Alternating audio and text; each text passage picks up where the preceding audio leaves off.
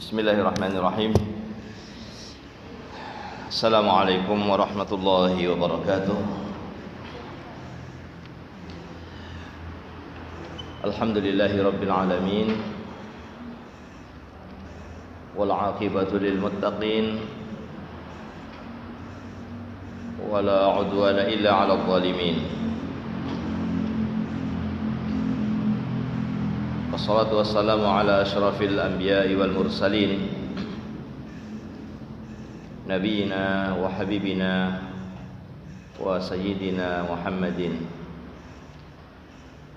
wa ala alihi wa ashabihi wa man tabi'ahum bi ihsanin ila yaumiddin wa sallama tasliman katsira. Allahumma la ilma lana illa ma 'allamtana wa 'allimna bima yanfa'una wa zidna 'ilma. Allahumma inna nas'aluka ilman nafi'an wa rizqan tayyiban wa amalan mutaqabbala. Allahumma ij'al ma nata'allamuhu hujjatan lana la 'alaina. Amma ba'd. Wa ma'asyiral muslimat rahimakumullah, ibu-ibu yang semoga senantiasa dirahmati Allah Subhanahu wa taala. Kita panjatkan pujian kita kepada Allah Subhanahu wa taala dengan ucapan kita alhamdulillah. Alhamdulillah atas kebaikan-kebaikan Allah Subhanahu wa taala yang terus Allah limpahkan kepada hamba-hambanya. Kebaikan-kebaikan yang datang silih berganti, yang tidak pernah berhenti. Dan pada siang hari ini Allah memberikan kebaikan yang besar. Allah mudahkan kita untuk berkumpul di majelis ilmu,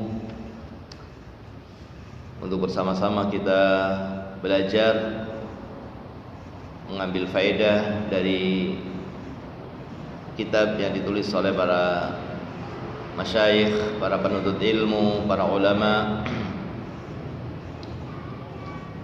dan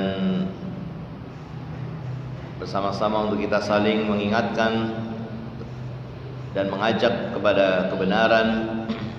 Maka tentunya ini adalah kebaikan yang sangat besar, sebagaimana telah diketahui oleh ibu-ibu semuanya tentang keutamaan ilmu, keutamaan menuntut ilmu, hingga orang yang paling mulia saja, bahkan bukan mulia di antara manusia, paling mulia di antara para nabi, pemimpin para nabi, itu pun diperintah oleh Allah untuk meminta ilmu. Wa qur rabbiz zidni ilma. Wahai Muhammad, mintalah, tambahilah aku ilmu. Mintalah kepada Allah dengan mengatakan tambahilah aku ilmu. Jika seorang nabi, bahkan pemimpin para nabi, sebaik-baik manusia saja masih diperintahkan untuk meminta ditambahi ilmu, tentunya ini menunjukkan betapa pentingnya ilmu, betapa kita lebih butuh kepada ilmu.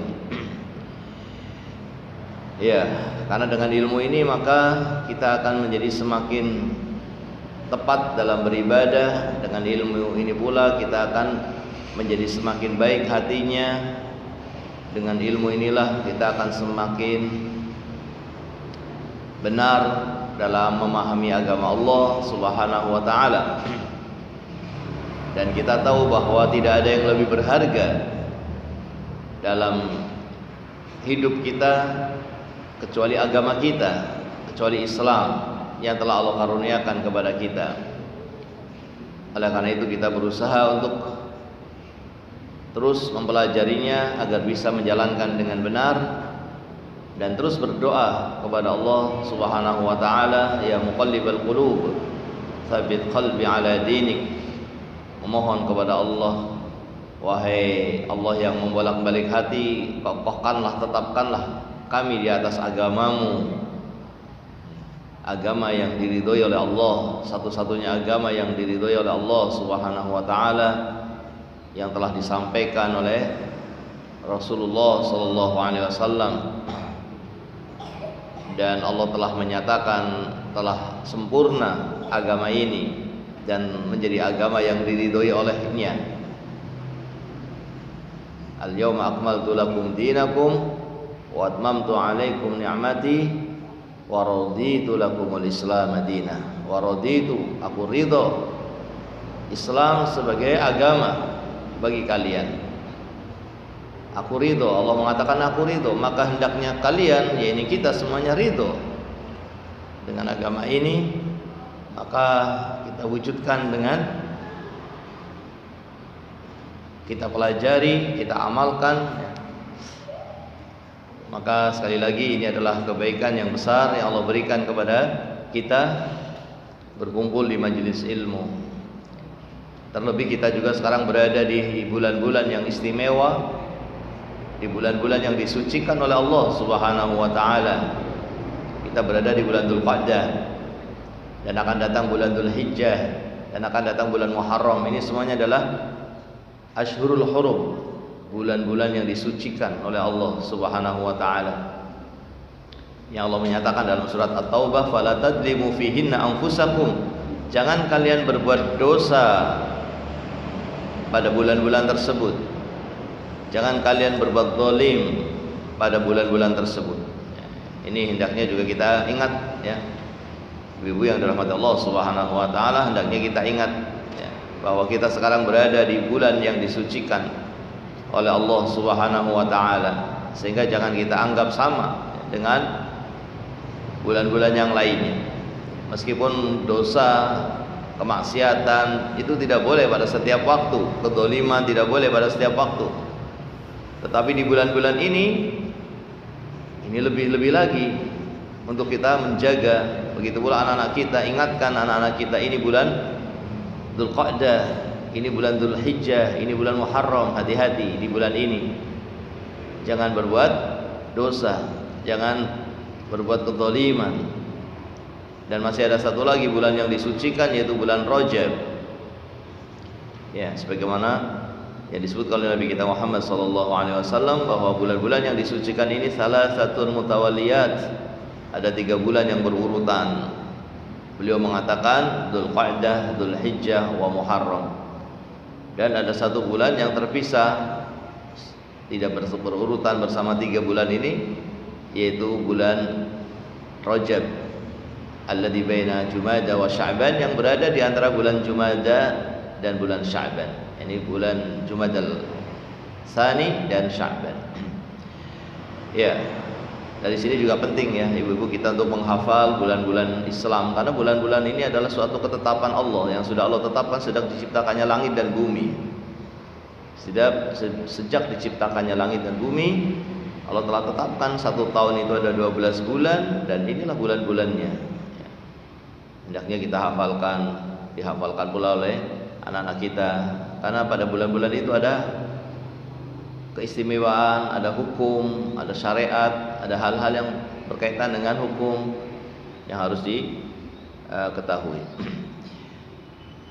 Baik, kemudian ibu yang dirahmati Allah Subhanahu wa taala, terkait dengan pembahasan kita masih, ya, dari membahas kitab Aqidah Ahlussunnah wal Jamaah, mafhumuha, khasaisu ahliha, ya, karya Syekh Muhammad ibn Ibrahim Al-Hamad, yang diberi pengantar oleh Syekh Al-Allamah Abdul Aziz bin Abdullah bin Baz rahimahullahu taala. Itu kitab Aqidah Ahlussunnah wal Jamaah, mafhumuha, yang dimaksud dengannya, definisinya, dan khasaisuha, keistimewaan akidahnya, keistimewaan dari akidah ahli sunnah, wa khasaisu ahliha, dan keistimewaan orang-orang yang berada di jalan ahli sunnah. Di antara keistimewaannya disebutkan di dalam kitab yang kita baca ini, setelah kemarin, ya, kita bahas tentang pertengahan, ya, bahwa Ahlus Sunnah itu adalah orang-orang yang berada di atas jalan ini, selalu memiliki prinsip pertengahan, tidak berlebih-lebihan dan tidak bermudah-mudahan dalam segala hal yang terkait dengan agama. Kemudian berikutnya dari keistimewaan orang-orang yang berjalan di atas jalan Ahlus Sunnah wal Jamaah adalah bahwa mereka dikatakan di sini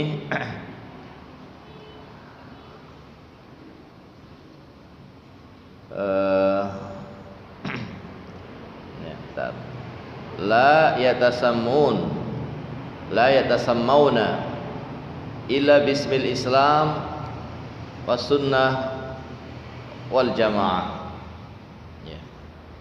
Mereka tidak menamai diri mereka kecuali dengan nama Islam dan nama sunnah dan nama al-jamaah.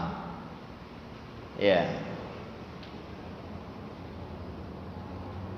Jadi mereka itu ya tidak menisbahkan kepada orang yang ditokohkannya, tidak menisbahkan kepada kelompoknya, tidak menisbahkan kepada pemikiran yang mereka ingin tonjolkan, tapi mereka menisbahkan kepada Islam, menamai dirinya dengan nama Islam, menamai dirinya dengan sunnah, menamai dirinya dengan al-jamaah. Dikatakan oleh penulis kitab ini, fahadha min abyanil furuq baina ahli sunnah wal jamaah wa baina ahli bid'ah wal furqah. Ini perbedaan yang sangat jelas antara ahli sunnah dan ahlul bid'ah. Di antara perbedaannya adalah ahli sunnah punya keistimewaan menamai dirinya dengan sunnah, menamai dirinya dengan Islam, menamai dirinya dengan al-jamaah. Artinya menamai dirinya dengan ahlus sunnah wal jamaah. Fa ahlus sunnah yantamun di sunnah wal jamaah. Mereka ahlus sunnah menyandarkan kepada atau menisbahkan kepada sunnah dan kepada jamaah. Ini mereka membanggakan, mereka berusaha dan bangga dengan bisa berada di atas sunnah, bisa berada di atas al-jamaah. Namun dengan makna yang benar ya, sebagaimana telah kita sampaikan bahwa sunnah itu artinya apa? Sunnah itu artinya jalannya Nabi. Sunnah yang dimaksud di sini adalah jalannya Rasulullah Sallallahu Alaihi Wasallam dan jalannya para sahabat. Ini sunnah. Karena Nabi kita Muhammad Sallallahu Alaihi Wasallam bersabda, "Alaikum bisunnati wa sunnatil khulafa'ir rasyidin al-mahdiyyin min ba'di." Ya, wajib atas kalian untuk mengikuti jalanku dan jalannya para sahabatku, yaitu al-khulafa ar-rasyidin, yang paling terdepan dari mereka, yang telah mendapatkan petunjuk. Ini yang dimaksud dengan sunnah, jalannya Rasul sallallahu alaihi wasallam dan jalannya para sahabat. Ya. Ahlus sunnah, dan ahlus sunnah dikatakan wal jamaah. Kenapa dikatakan wal jamaah? Bukan karena mereka itu berkelompok dan fanatik dengan kelompoknya sehingga jadi jamaah, tidak. Tapi justru al jamaah di sini adalah karena mereka bersatu di atas kebenaran. Mereka bersatu di atas kebenaran. Sehingga kalau ada kelompok orang tapi tidak bersatu di atas kebenaran, justru bersatu di atas melakukan hal yang baru dalam agama. Ya meskipun banyak, tapi tidak dikatakan dengan al-jamaah. Meskipun menamai dirinya dengan al-jamaah, tapi mereka berkumpul tapi tidak di atas kebenaran, maka tidak dikatakan dengan, tidak tepat penamaan mereka dengan nama al-jamaah. Jadi Islam, jadi Ahlus Sunnah wal Jamaah mereka menamai dirinya dengan nama-nama yang sesuai syariat, yang ada dalam syariat. Itu menamai dengan nama Islam, menamai dengan Ahlus Sunnah, Ahlul Jamaah atau Ahlus Sunnah wal Jamaah. Berbeda dengan Ahlul Bid'ah yang mereka itu membanggakan tokohnya, sehingga kemudian menyebut dirinya dengan nama tokohnya.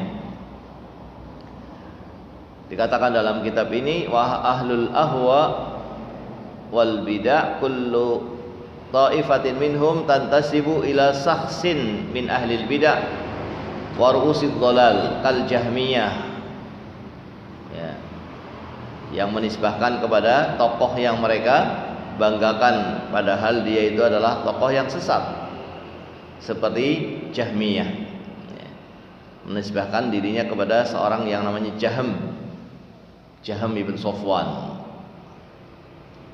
Ya mereka menisbahkannya bukan kepada Islam, bukan menisbahkannya kepada Ahlus Sunnah, bukan menisbahkannya bukan kepada sesuatu yang ada tuntunan dalam syariat atau sesuai dengan syariat, tapi mereka menisbahkannya kepada tokoh yang mereka banggakan, padahal dia adalah orang yang membawa pemahaman baru dalam Islam. Au sakhsin khalafas salaf, atau dia menisbahkan kepada seseorang yang padahal dia menyelisihi salaf, padahal dia menyelisih jalannya salaf, jalannya para sahabat, jalannya para tabi'in, jalannya atba'ut tabi'in. Dia orang yang menyelisih itu, ya. Tapi orang yang menyelisihi salaf ini dijadikan sebagai tokoh yang kemudian dia menisbahkan, menamakan dirinya sebagai kelompok tokoh tersebut. Contohnya apa? Kal kullabiyah, seperti kullabiyah. Kemudian wal asy'ariyah, wal maturidiyah. Ini penisbahkan kepada nama-nama orang, ya, tokoh-tokoh, tapi tokoh-tokoh ini menyelisihi salaf, ya, menyelisihi salaf, terutama dalam masalah asma wa sifat, ya. Dalam masalah asma wa sifat mereka mengada-ada dalam agama, sehingga kemudian mereka itu mentakwil, ya, merubah. Mereka istilahkan takwil, tapi sebetulnya mereka itu mentahrif. Mentahrif itu merubah sifat yang datang dari Allah dan Rasulnya, yang lafadznya datang dari Allah dan Rasulnya, dengan satu lafadz mereka rubah, yang perubahan itu tidak ada dalilnya, tidak ada dasarnya, dan menyelisihi salaf. Misalnya ayat tentang Ar-Rahman 'alal 'arsy istawa. Tentunya para salaf membaca ayat ini, para sahabat membaca ayat ini, dan jumlahnya banyak di dalam Al-Qur'an. Ar-Rahman 'alal 'arsy istawa. Ar-Rahman yaitu Allah yang maha luas rahmatnya, ya. Ar-Rahman yang kasih sayang. Nah, yang maha luas rahmatnya kepada seluruh hambanya, itu di atas arsy. Di atas arsy itu makna alal arsy istawa, di atas arsy. Nah mereka ya, merubah karena menurut mereka ayat ini bertentangan dengan apa? Dengan ayat yang lainnya yang mengatakan wa huwa ma'akum aina ma kuntum, bahwa Allah itu bersama kalian dimanapun kalian berada, bersama kalian dimanapun kalian berada. Jadi mereka anggap ini ayat yang bertentangan, padahal tidak mungkin ada ayat yang bertentangan. Hanya saja salah dalam memahaminya. Karena yang dimaksud dengan wa huwa ma'akum, Allah bersama kalian, itu dengan ilmunya, bukan bersama kalian dengan zatnya ada di bumi. Tapi mereka memahami dengan zatnya Allah ada di bumi ini bersama dengan makhluknya di bumi. Sehingga kalau begitu ayat yang mengatakan di atas arsy bertentangan. Bagaimana Allah di bumi kok kemudian Allah di atas arsy? Padahal arsy itu jauh di atas sana, di atas langit. Padahal langit yang pertama saja sudah sangat jauh. Langit yang kedua sama dengan bumi ke langit yang pertama. Maka bertentangan. Sehingga kemudian istawa dirubah. Maknanya bukan lagi di atas, tapi maknanya jadi istawla. Dari mana kalimat ini? Tidak ada dasarnya. Apakah ada salaf yang merubah istawa jadi istawla? Tidak ada. Tidak ada sahabat yang merubah. Padahal sahabat membaca ayat ini. Nabi SAW juga membaca ayat ini, tentunya menyampaikan ayat ini, tapi Nabi tidak merubah, tidak menjelaskan maksudnya itu istawla, tidak ada. Seandainya maknanya adalah istawla yang artinya menguasai, itu memang maksud dari makna istawa, tentunya Nabi SAW pasti akan menjelaskan maksudnya. Para sahabat pun akan menjelaskan, para tabi'in akan menjelaskan, salaf pasti akan menjelaskan, karena ini terkait dengan mengenal Allah Subhanahu wa ta'ala. Tapi tidak ada satupun mereka yang mengatakan istawa itu artinya istawla. Maka justru ini menunjukkan bahwa mereka sepakat, para salaf sepakat bahwa Allah di atas arsy. Sepakat, tidak ada perselisihan. Muncul kelompok yang ditokohi oleh ya, tokoh-tokoh yang menyelisih salaf tadi ya, yang kemudian apa? Dinisbahkan Islam itu kepada mereka, sehingga dikatakan mereka itu adalah kullabiyah, mereka itu adalah asy'ariyah, mereka itu adalah maturidiyah, dinisbahkan kepada nama-nama tokoh mereka. Padahal keyakinan mereka itu saat itu ya, meskipun mungkin mereka bertobat ya, setelah itu barangkali mereka bertobat, tapi tetap pengikutnya ya, mengatakan kami adalah asy'ariyah, kami adalah maturidiyah, kami adalah kullabiyah.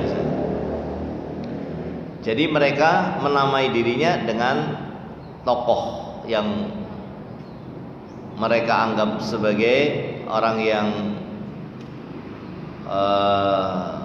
berilmu, seorang yang paling faham tentang agama ini. Ya, kemudian menisbahkan kepada nama-nama tersebut. Nah, ini tidak pernah dilakukan oleh Ahlus Sunnah wal Jamaah. Ahlus Sunnah wal Jamaah tidak menamai dengan nama-nama tokoh, tidak menamai dengan nama tokoh, tapi menamai dengan apa yang ditunjukkan dalam syariat, seperti Islam, seperti Ahlus Sunnah. Kenapa? Ya, karena memang Nabi SAW mengatakan alaikum bisunnati, wajib atas kalian mengikuti sunnahku. Maka Ahlus Sunnah menamai diri Ahlus Sunnah dan menamai dirinya Al-Jamaah, karena memang ya, Kita disuruh untuk bersatu di atas kebenaran. Kita memang diperintahkan untuk bersatu di atas kebenaran. Atau menamai dirinya dengan pengikut salaf. Ya, pengikut salaf, karena memang agama Allah Subhanahu wa taala disampaikan oleh para salaf, ya, oleh para salafus saleh, oleh para sahabat, disampaikan oleh para tabi'in, disampaikan oleh atba'ut tabi'in, dan mereka lah orang yang menyampaikan agama Allah yang sesungguhnya. Mereka lah yang menyampaikan agama Allah kepada generasi berikutnya dan seterusnya. Ya, kalau kita tidak mengikuti salaf, tidak mengikuti sahabat, tabi'in, atba'ut tabi'in, maka tentunya kita tidak akan bisa mengikuti agama Islam yang diturunkan oleh Allah Subhanahu wa taala, yang telah disampaikan oleh Nabi kita Muhammad sallallahu alaihi wasallam. Sehingga Ahlus Sunnah tidak menamai kepada tokohnya, tidak menamai dirinya kepada tokohnya atau kepada pemikiran-pemikiran tertentu, ya, yang ada di dalam kelompoknya, tetapi menamai dirinya dengan apa yang ditujukan oleh syariat. Sehingga ya menamai dirinya dengan muslim, menamai dirinya dengan muslim. Tetapi di masa yang seperti sekarang ini perlu ada tambahan, saya muslim Ahlus Sunnah.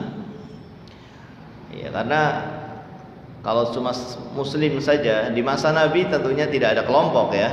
Di masa Nabi sallallahu alaihi wasallam ketika ada seorang muslim bertemu dengan muslim yang lainnya, apakah kamu muslim? Ya, saya muslim, cukup.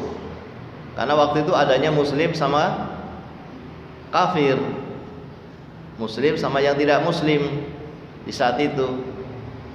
Tapi setelah kaum muslimin tadi menamai dirinya dengan nama-nama tokohnya, nama-nama pemikirannya, muncul kelompok di masa sahabat Ali bin Abi Thalib yang menamai dirinya dengan Haruriyah.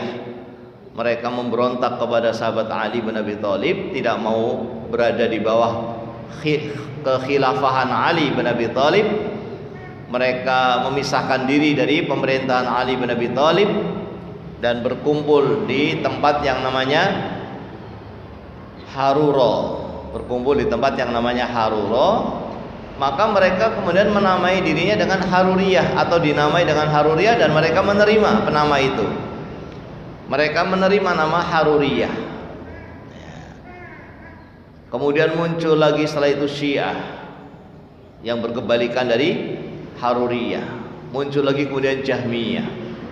Muncul lagi kemudian Qadariyah, kelompok yang muncul di masa sahabat, di akhir sahabat, yang mengatakan bahwa Allah tidak tahu apa yang akan terjadi. Allah baru tahu setelah terjadinya sesuatu, sebelum terjadinya Allah tidak tahu. Ini pemikiran yang baru, karena yang benar bahwa Allah Maha tahu sebelum terjadinya, Allah Maha tahu ketika terjadinya, Allah Maha tahu apa segala sesuatu setelah terjadinya, bukan hanya setelah terjadinya saja. Maka kelompok ini kemudian dikatakan sebagai kelompok Qadariyah, dan mereka menerima, bangga dengan nama-nama tersebut. Nah, ketika sudah muncul kelompok-kelompok yang menamai dirinya dengan nama-nama tersebut, maka kalimat saya muslim begitu saja belum membedakan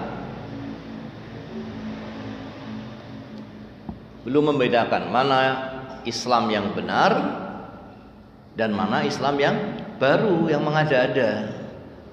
Mana Islam yang benar, yang tidak mengada-ada, sesuai Islam yang dibawa oleh Nabi sallallahu alaihi wasallam, sesuai Islam yang dibawa oleh para sahabat, dan mana Islam yang mengada-ada. Ya.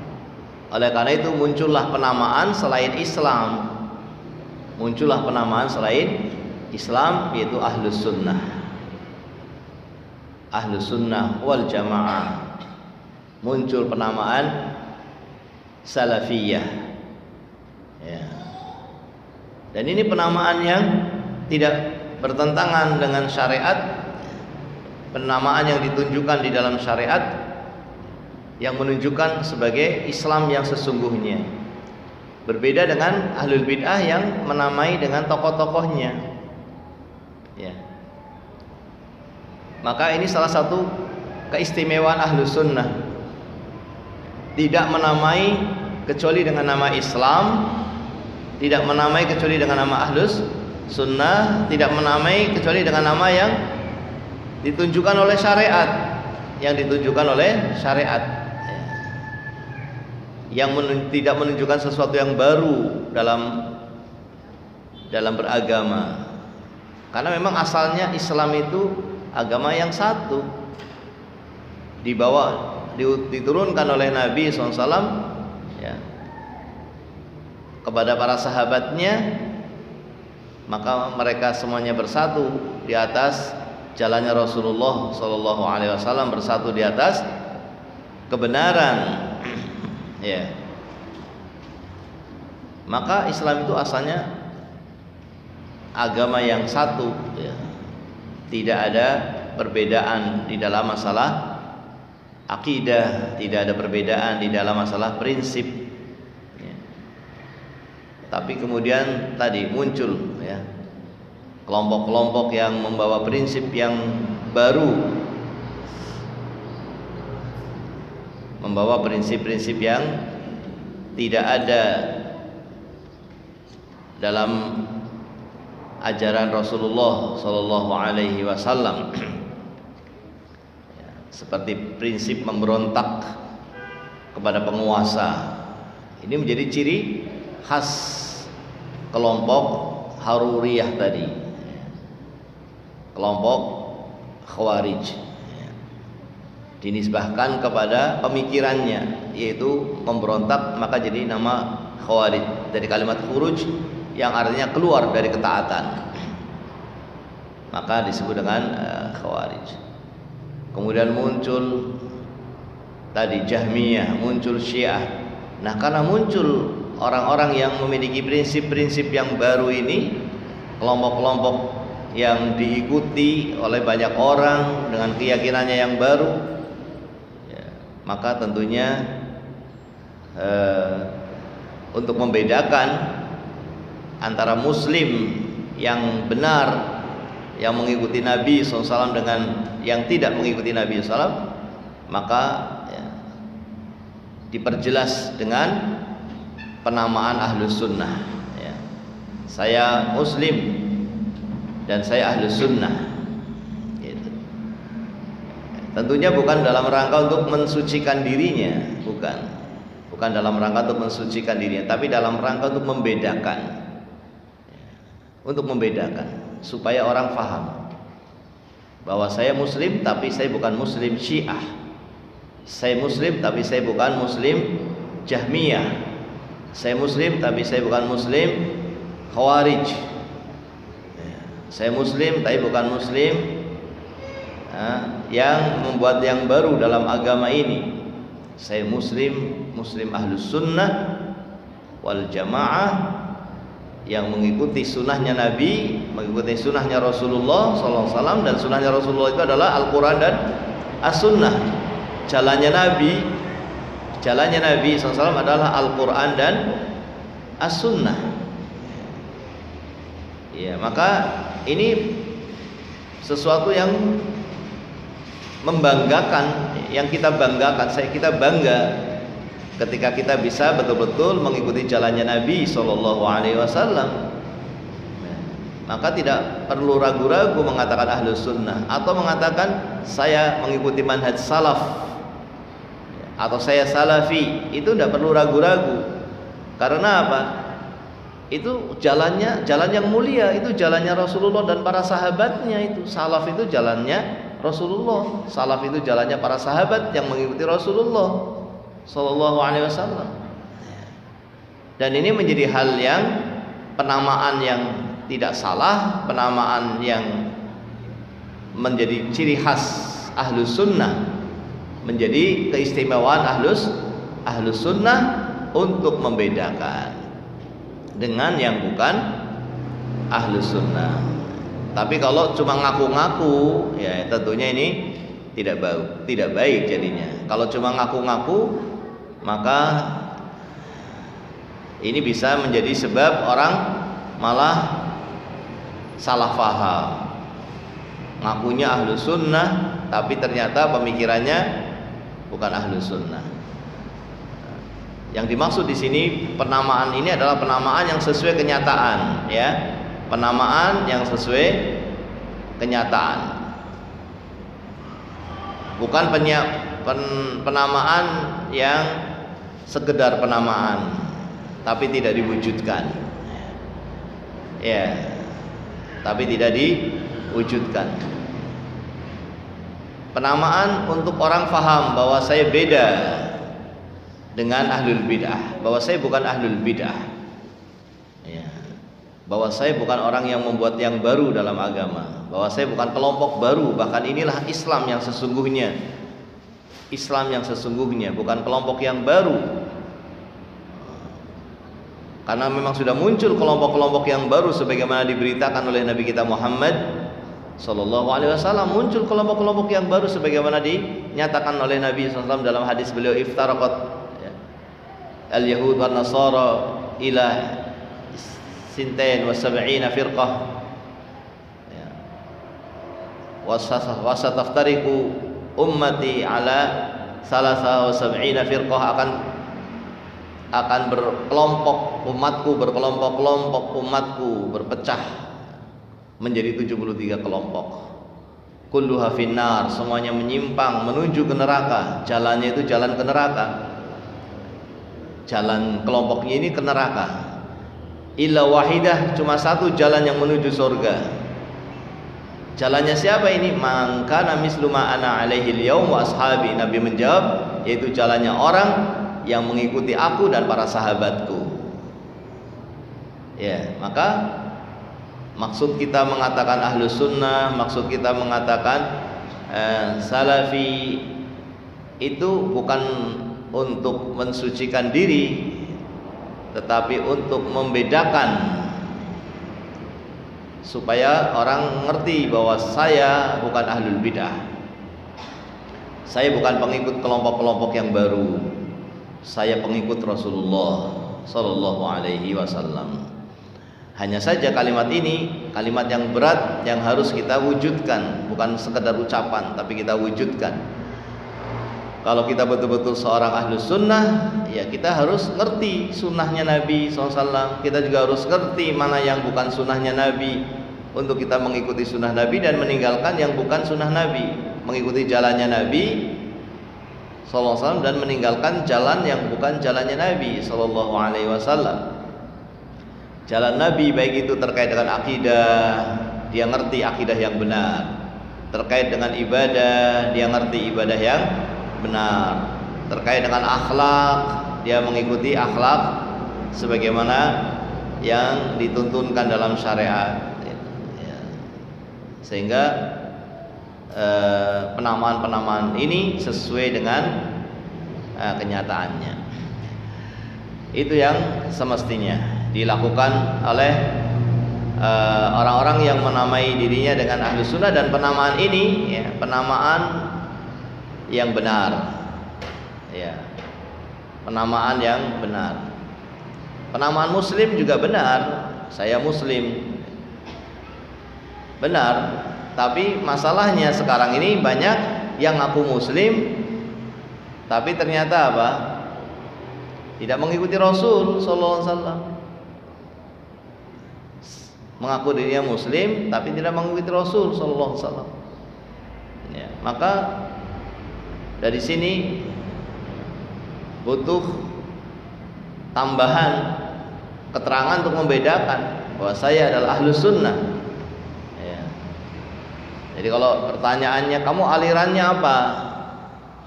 Kalau jawabannya saya alirannya Islam, itu kurang pas. Kurang pas. Tapi kalau kamu agamanya apa? Ya kita jawab Islam.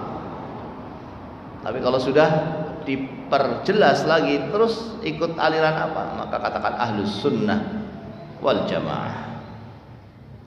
Saya mengikuti jalannya salaf, saya mengikuti jalannya ahlus sunnah wal jamaah. Nah, ini penamaan-penamaan yang merupakan keistimewaan dari ahlus sunnah wal jamaah yang berbeda dengan penamaan-penamaan yang ada pada ahlul bid'ah yang mereka menamakan dirinya dengan apa tadi? Tokoh-tokohnya, atau menamakan dirinya kepada pemikiran-pemikirannya yang mereka bikin, pemikiran yang baru tapi mereka banggakan, sehingga muncul kelompok Qadariyah. Kenapa mereka membanggakan pemikiran yang baru, yaitu mengingkari takdir, mengingkari hal-hal yang terkait dengan keimanan kepada takdir, yang harusnya kita mengimani ilmunya Allah. Allah Maha mengetahui terhadap segala sesuatu, mengimani bahwa segala sesuatu ini telah ditulis oleh Allah di Lauh Mahfuz semuanya sampai hari kiamat, bahwa Allah tahu apa yang akan terjadi sampai hari kiamat, bahwa semuanya telah ditetapkan oleh Allah di Lauh Mahfuz, dan bahwasanya tidak ada sesuatu apapun yang terjadi kecuali dengan kehendak Allah, dan bahwa segala sesuatu itu diciptakan oleh Allah. Ini keyakinan ahlus sunnah. Kemudian ada kelompok yang tidak mengimani dengan benar, sehingga mereka tidak mengimani ilmunya Allah sebelum terjadinya. Muncul lagi kelompok yang tidak mengimani adanya kehendak Allah, bahwa manusia melakukan dengan kehendaknya sendiri tanpa ada kehendak dari Allah.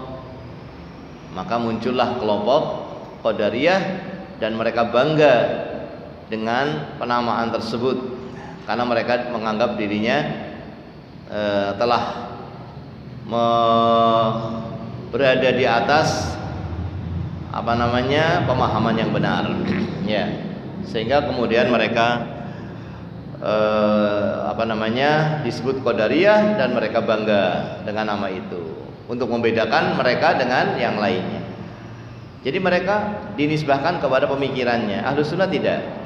Ada kelompok yang namanya Jabriyah, ada kelompok namanya Murji'ah, ada kelompok yang namanya Sufi atau Sufiyah, ada kelompok yang namanya Rafidhah, ada kelompok lagi yang namanya Batiniyah, dan yang lain-lainnya. Jadi kelompok-kelompok yang menisbahkan penamaan mereka kepada tokoh, pada pemikiran, itu menandakan mereka bukan ahlus sunnah. Karena ahlus sunnah wal jamaah di antara keistimewaannya itu tidak menamai dirinya kecuali dengan nama-nama yang ditunjukkan oleh syariat, dengan nama-nama yang ditunjukkan dengan dalam syariat. Wallahu taala alam. Ini ada beberapa pertanyaan.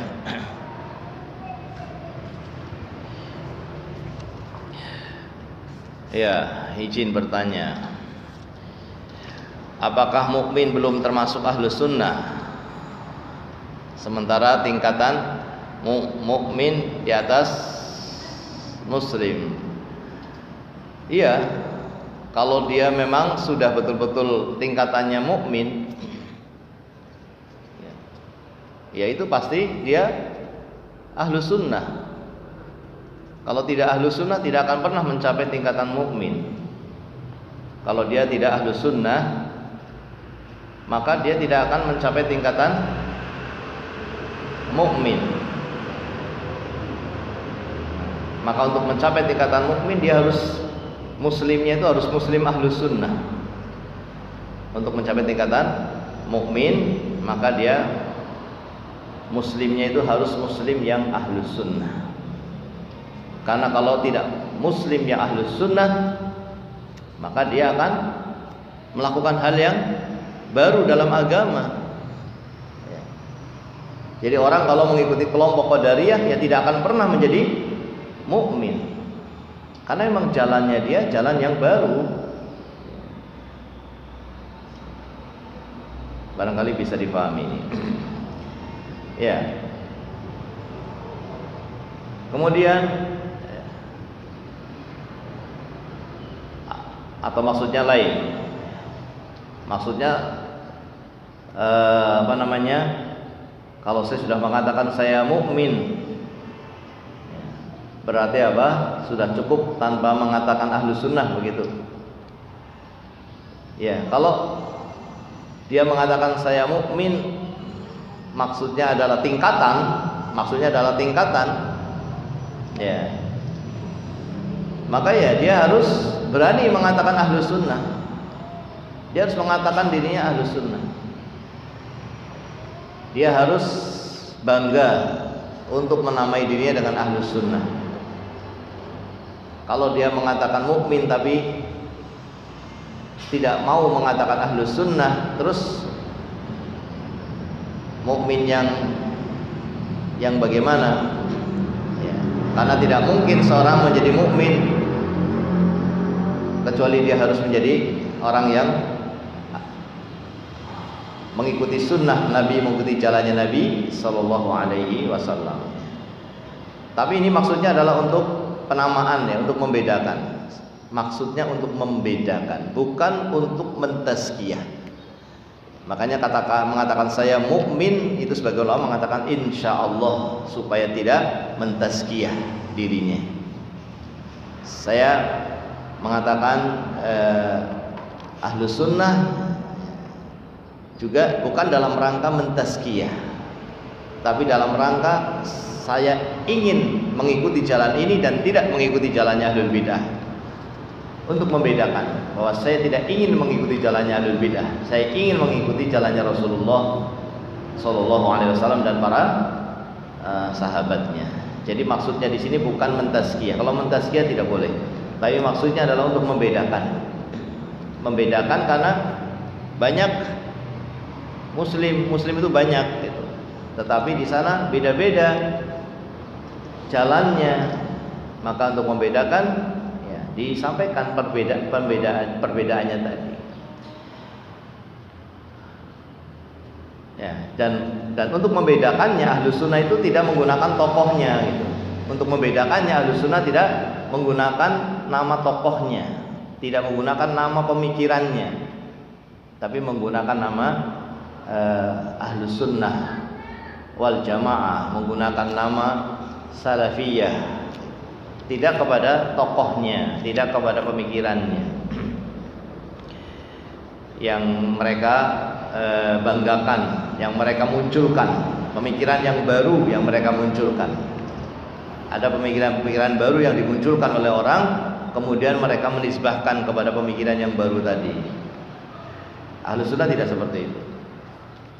Kemudian yang berikutnya, ketika orang tua sudah sepuh, kalau kencing kadang sudah enggak sadar, bagaimana kalau ngambil wudhu dalam perjalanan ke tempat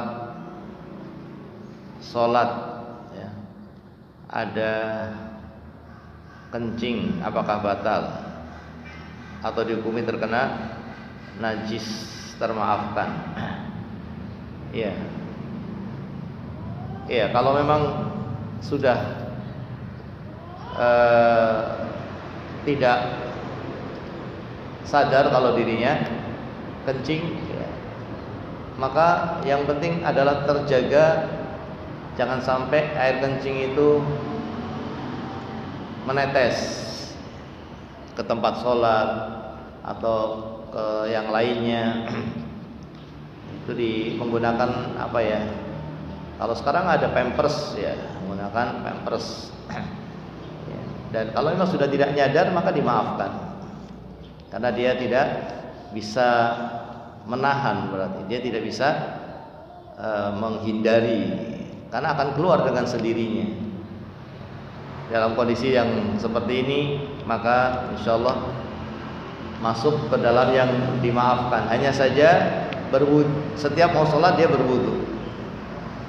Setiap mau sholat dia berwudu, karena ya, sangat mungkin antara sholat yang dengan satu dengan sholat yang lainnya dia keluar kencing tapi dia tidak menyadarinya. Berbeda dengan orang yang normal, yang sehat, ya, maka tidak harus setiap sholat berwudu kalau memang dia tahu dalam keadaan suci. Tidak, kita sudah berwudu untuk sholat duhur, kemudian kita tidak batal sampai sholat asar, tidak batal sampai sholat maghrib, tidak batal sampai sholat isya, maka satu wudu untuk duhur, asar, maghrib, isya tidak masalah, karena kita yakin tidak batal. Tapi di sini kasusnya dia tidak ngerti batal apa tidak, kencing atau tidak, kadang tidak dia sadari. Maka di sini dia yang penting menjaga supaya kencingnya tidak menetes dengan memakai pampers, dan kemudian setiap mau sholat dia harus berwudu. Setiap mau sholat dia harus berwudu. Ya. Dan setelah itu sudah tidak usah dipedulikan. Setelah itu mungkin keluar kencing, mungkin tidak, itu tidak usah dipedulikan. Seandainya keluar kencing pun tidak mengapa, karena memang dia tidak menyadarinya. Yang penting adalah setiap mau sholat dia harus berwudu. Itu yang pertama. Yang kedua, dia harus bisa menjaga jangan sampai kencingnya itu menetes ke tempat, ya, ke tempat dia lewat, ke tempat sholatnya dia jaga. Karena kencing itu najis, supaya tidak kemana-mana. Dia jaga dengan memakai pampers. Iya.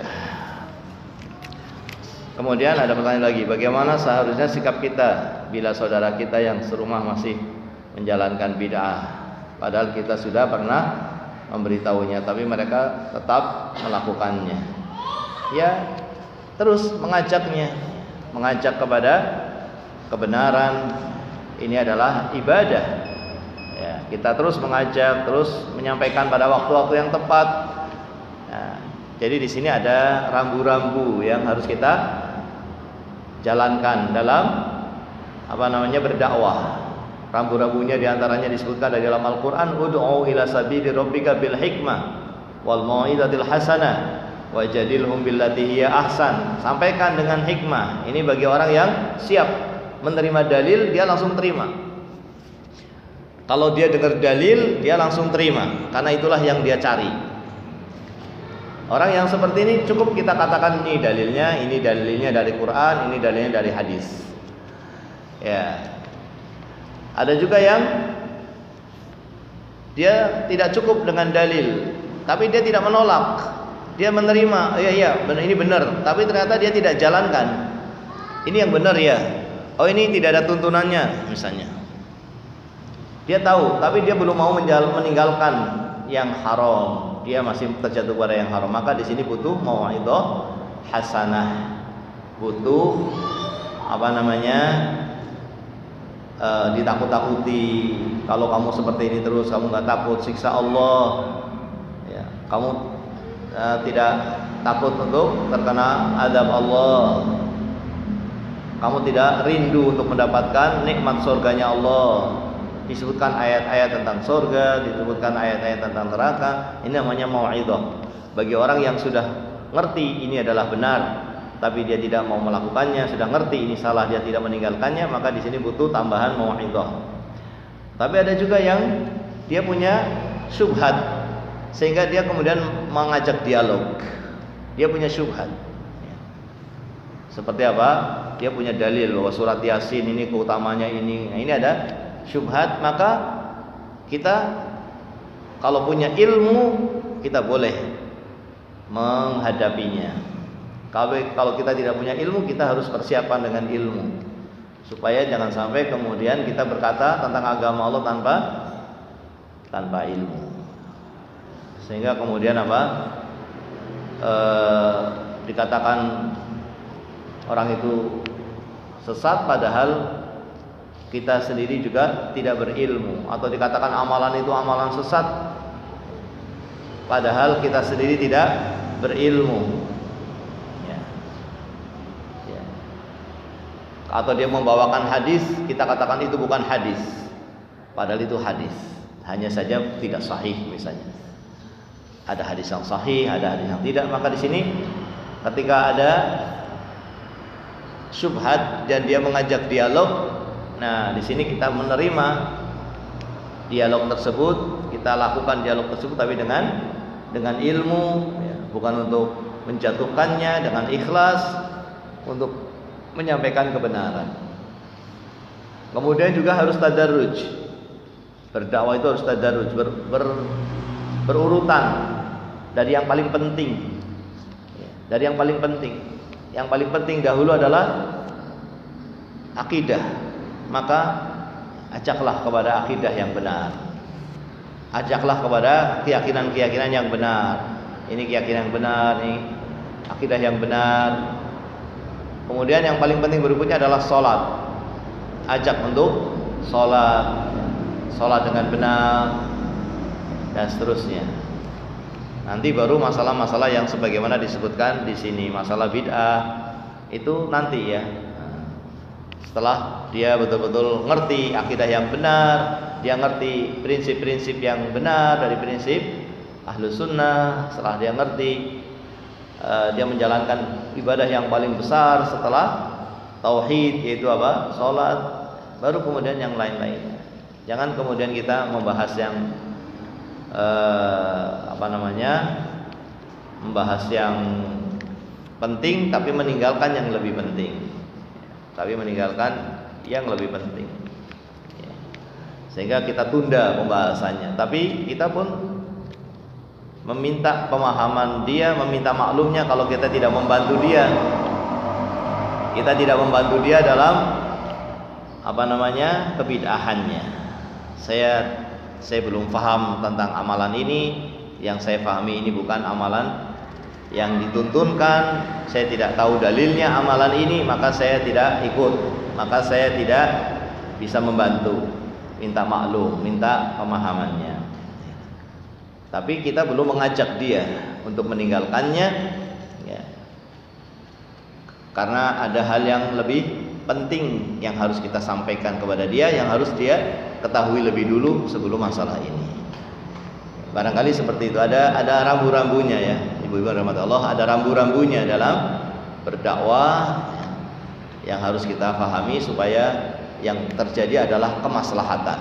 Yang terjadi betul-betul kemaslahatan, bukan orang jadi salah paham, bukan orang jadi lari dari kebenaran.